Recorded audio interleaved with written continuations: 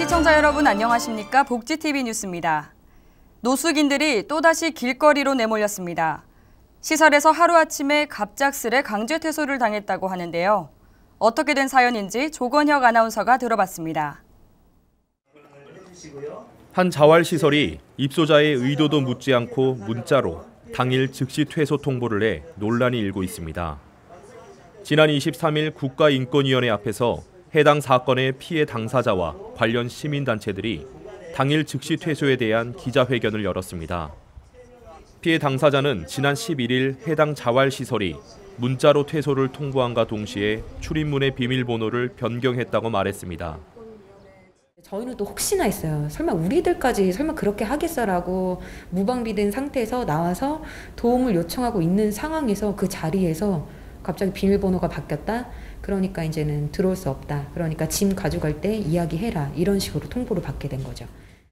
공익인권법재단 공감 김수영 변호사는 해당 기관에 대한 철저한 조사와 명백한 인권 침해 행위임을 인정하라는 등의 내용을 진정서에 포함했다고 밝혔습니다.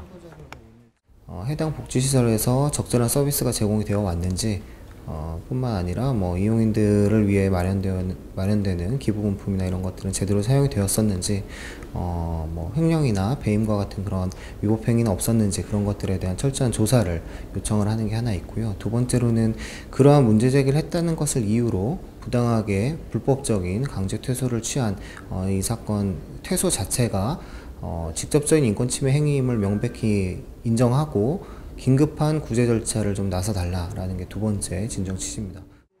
이에 대해 해당 자활시설 퇴소심사위원회는 입소 당시 연고가 없는 노숙 상태가 아니기에 노숙인 생활시설 입소 자체가 적합하지 않다고 판단했다고 설명했습니다. 복지TV 뉴스 조건혁입니다. 장애 등급제 폐지 이후 장애인 복지관의 역할을 고민하는 자리를 가졌습니다. 하세인 기자입니다. 한국장애인복지학회가 내년 7월 폐지되는 장애등급제를 주제로 충계학술대회를 개최했습니다. 이번 학술대회는 장애계 현안을 공론화하는 데 의미를 둔 자리로 장애등급제 폐지에 대한 이상과 현실, 장애등급제 폐지와 장애인 복지관, 발달장애인 지원센터의 역할 등 다양한 주제에 대한 이야기가 나왔습니다. 실제 공론의 자항들이 많이 부족했는데 그걸 학술적인 차원에서 논의를 좀 하고 그에 대한 의미와 앞으로 과제들을 한번 짚어보고자 학술대회를 개최하게 되었습니다. 장애등급제 폐지까지 약 1년이 남았습니다. 맞춤형 복지, 민간협의체 운영 등 정부나 관련 민간협의체가 이에 대한 내용을 하루빨리 구체화하고 검증화하는 것이 필요합니다. 복지TV 뉴스 하세인입니다. 학대 피해를 당한 장애인이 지역사회에 안전하게 정착하도록 대안을 모색하는 자리를 가졌습니다. 조건혁 아나운서가 보도합니다. 학대 피해를 당한 장애인이 학대 현장에서 벗어나도 정작 갈 곳이 없다는 주장과 함께 통합지원센터 설립 필요성이 대두됐습니다. 지난 23일 서울 사회복지 공동모금회 강당에서 사람 중심의 학대 피해 장애인 지원 방안 및 쉼터 운영 방안 토론회가 열렸습니다. 토론회는 장애우 권익문제연구소 김강원 실장의 발제를 통해 시작됐습니다. 김강원 실장은 신안 염전 장애인 노동 착취 사건을 통해 장애인 학대가 사회 문제로 확대됐지만 피해자에 대한 지원이 제대로 이루어지지 않았다는 결과가 나왔다고 언급했습니다.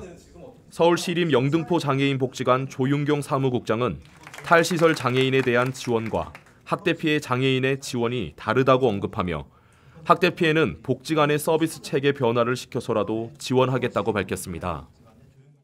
탈시설 장애인에 대한 지원과 학대 피해 장애인에 대한 지원은 좀 다르다, 결이. 복지관은 학대 피해의 일선에서는 할 수 없었던 상황이었기 때문에 피해 구제라든가 법률적인 부분은 우리 학비센터에서 하고 나머지 지역사회에서 프로그램이라든가 적응을 하기 위한 그 과정들은 복지관이 한다. 이날 토론회에서는 두 가지의 주요 내용이 언급됐습니다. 학대 피해 장애인을 제대로 지원하기 위해서는 특례법이 필요하다는 주장, 그리고 단순한 피해자 지원을 넘어 지역사회에서 살아갈 수 있는 생태계를 만들어야 한다는 주장이 나왔습니다. 복지TV 뉴스 조건혁입니다.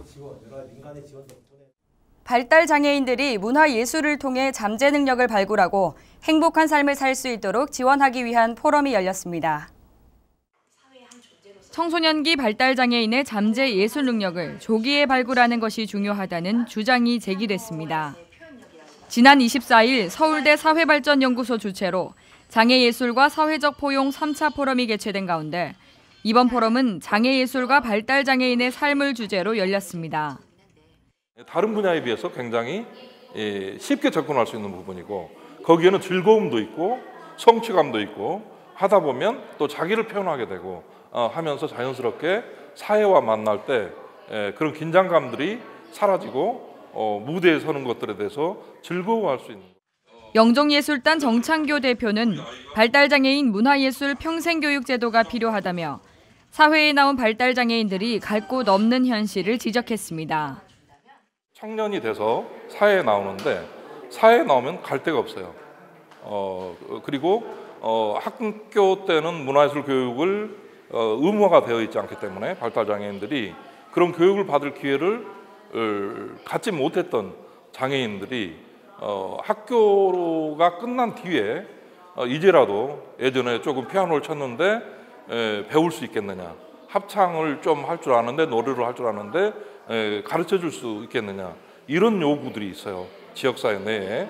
이제 그런 다양한 요구를 받아서 각 지역마다 문화예술 거점 센터를 만들고 의미 있는, 그러니까 집에서 열심히 가르쳐 가지고 나름대로 이제 의사 표현도 하고 사람답게 살도록.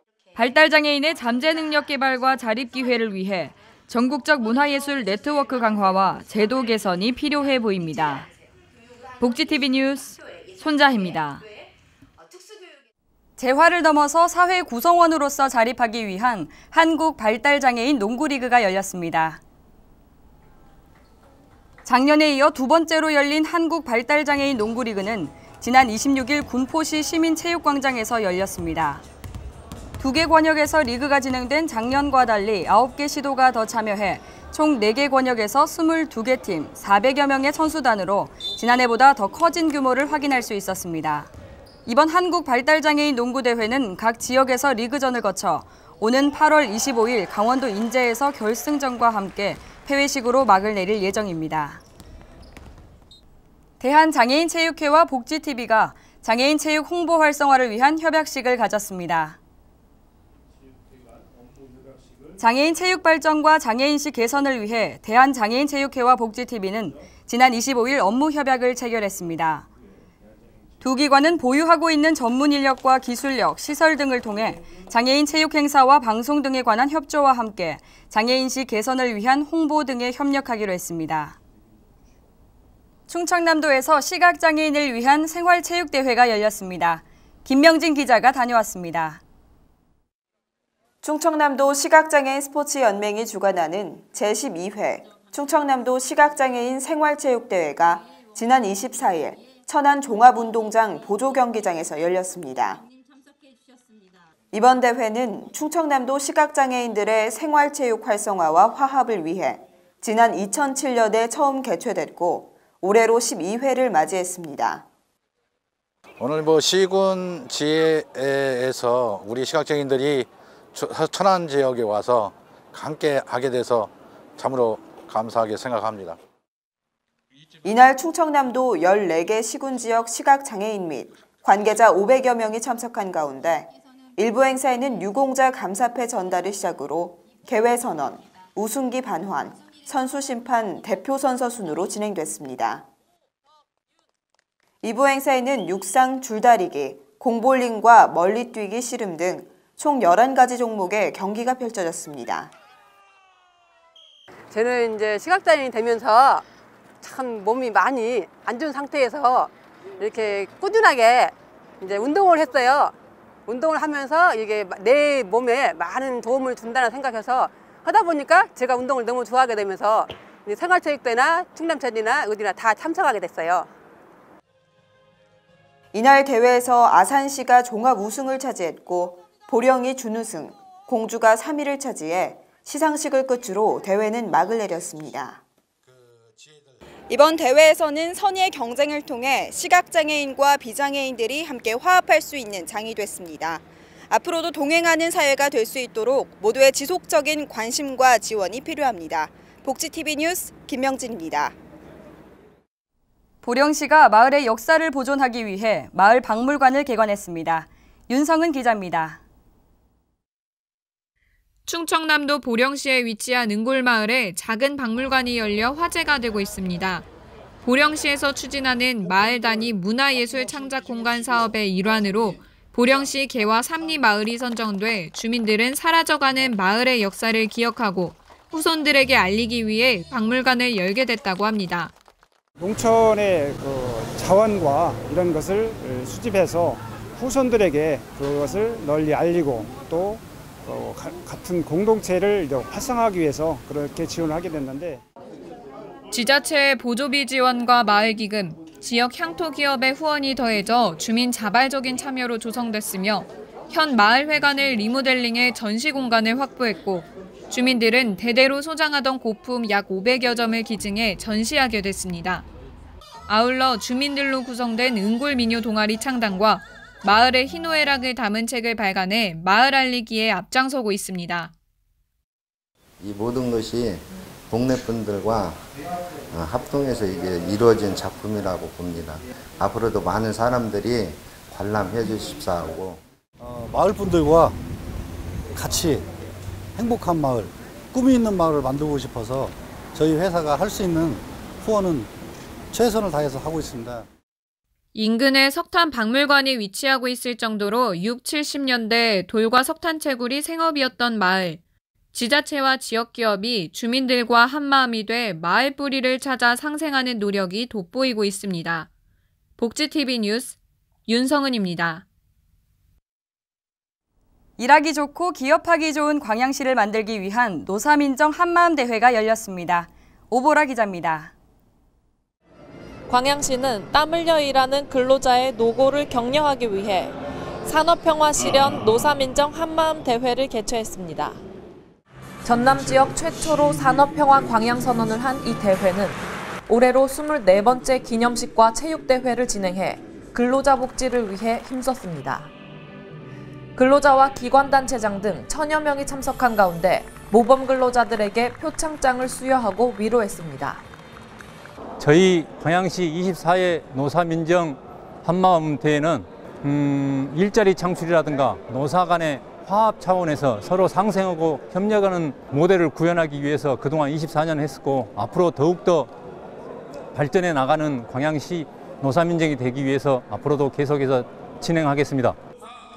특히 올해는 산업평화 공동실천선언과 일자리 나누기 공동선언으로 기업과 근로자, 지역사회가 동반 성장할 수 있도록 노사문화를 정착시킬 것을 약속해 그 의미가 컸습니다. 노사민정이 한마음 한뜻으로 서로 도우며 양질의 일자리 창출을 통해 일하기 좋은 광양, 기업하기 좋은 광양, 살기 좋은 광양이 되기를 기대해봅니다. 복지TV 뉴스 오보라입니다. 매실 주산지인 전남 광양에서 올해 처음으로 매실 출하를 시작했습니다. 섬진강과 백운산의 청정 기운을 품은 빅그린 광양 매실이 첫 출하를 시작했습니다. 광양 매실 출하는 다합 농협을 시작으로 광양농협, 진상농협 등 6곳에서 진행됐으며 매실 출하 계획량은 올해 작황이 좋아 지난해 3,014톤 대비 32.7% 증가한 4,000톤으로 예상됩니다. 광양시는 광양 매실의 우수성을 알리고 인지도를 높이기 위해 가공과 판촉 등 다각적인 홍보 활동을 펼치고 매실 가격 안정화에 총력을 기울일 예정입니다. 가공시설을 갖추지 못한 농업인을 위해 만들어진 순천시 농산물 가공센터가 개장 1주년 운영 성과를 바탕으로 새로운 도약을 꿈꾸고 있습니다. 순천시 농산물 가공센터와 종합가공지원센터가 농가 소득을 창출하고 견인하는 가공 창업의 메카로 거듭났습니다. 가공시설을 갖추지 못한 농업인이 시제품과 가공품을 생산하고 농가 소득 창출을 돕기 위해 만들어진 순천시 농산물 가공센터는 현재 6천여만 원의 판매고를 올리고 있습니다. 이는 단순 1차 생산에서 지역 농산물 가공의 부가가치를 농가에 다시 환원하는 지역 상생 시스템 운영 결과로 받아들여지고 있습니다. 순천시 관계자는 신선한 지역의 농산 가공품을 지역에 판매하는 선순환 구조가 체계적으로 추진되도록 지속적으로 시스템을 구축해 나갈 것이라고 말했습니다.